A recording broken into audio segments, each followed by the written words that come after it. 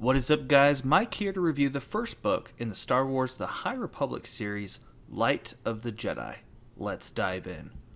Light of the Jedi begins the latest series from Star Wars called The High Republic. The series itself takes place 200 years before the events of Episode 1, The Phantom Menace, and deal with a very different galaxy, one that's a little bit more peaceful at this time and much more unified than we see in the prequel films. And the story follows Jedi Master Avar Kriss and other Jedi as the Jedi Order faces a new threat, the Nihil. The book itself was first released on January 5th, 2021, and is written by Charles Soule. The High Republic is a multimedia project, uses short stories, young adult books, adult novels, junior novels, comics, all to tell one bigger story. There are, however, some bigger stories that are the staples and must-reads, and Light of the Jedi is the first of these. It's also the name of the first phase of the High Republic project. So the book itself, I don't want to get into spoiler territory as it's going to just be a review, but essentially there is something known as the Great Disaster that happens, and the Republic, and the High Republic, as well as the Jedi Order, is sent to help mitigate the disaster the best that they can. Little do they know that in the background, the Nihil, the new enemy faction, is orchestrating events that are going to make their missions much more difficult. Now, as far as things that I really enjoyed about the book really sets up a good tone of what this universe is. It's very hopeful, I think is the best way to say it. There's a Supreme Chancellor known as Lina So, who's the head of the Galactic Republic, and she is really great. She has a lot of great works that she wants to accomplish, and she has a saying that's become a saying throughout the rest of the Republic, which is, "We are all the Republic." And it is up there as one of my favorite sayings of the whole franchise, almost up there with "May the Force be with you." I just love that mindset and philosophy that she's kind of embedded into the people themselves.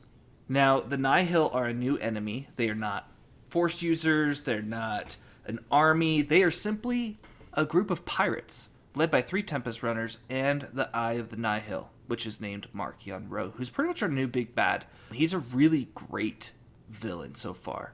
He doesn't seem very self-serving. He seems like what he does is to benefit the Nihil for longer periods of time, whereas pirates, and this is actually reminiscent of how it was in the actual history of our own piracy in the Caribbean and other areas, is that pirates would basically, whatever they earned, they would just spend. So they'd have to go back out and become pirates again in order to keep up with their lifestyle. And that's kind of how it is even in here. And I don't know if pirates were especially, if the history of piracy was instrumental in creating the Nihil, but it definitely follows suit.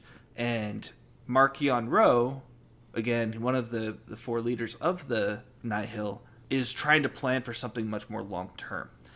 Now, the Jedi that we're introduced to was actually my favorite thing about the book, because a lot of Jedi that we're introduced to in even the prequel era movies, where there's so many of them, is, oh, we're just good guys. And yes, they have little personality quirks, especially when you get to like more primary Jedi, such as Yoda, Obi-Wan, Anakin, Ahsoka. But when it comes to the Jedi as a whole, they're very almost bland, just monk-like characters in a way that they're just do-gooders, right?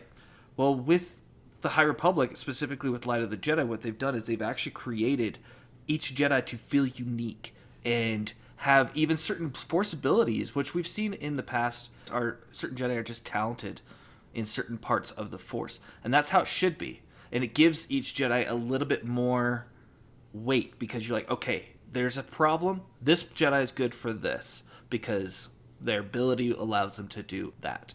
So I thought that was really cool. The Avar Kriss, the Jedi Master, was really cool. She's got almost a battle meditation technique where she can kind of mind meld with Jedi in her region. She's just one of the many Jedi that we see, each with their own personalities. There's some Padawans, and each of them have their own personalities. The Masters themselves of the Padawans have their own unique perspectives on how they train. And it really feels like it is an era of peace and prosperity where the Jedi can really thrive. So I've read this book actually twice. Once when it first came out in hardcover, as well as the audiobook, which the audiobook was told brilliantly by Mark Thompson, who's just the best narrator there is. If he could narrate every book I read, I would be happy with that, because he's so passionate, and you could tell that he really cares about doing a good job. and he has a lot of great voices.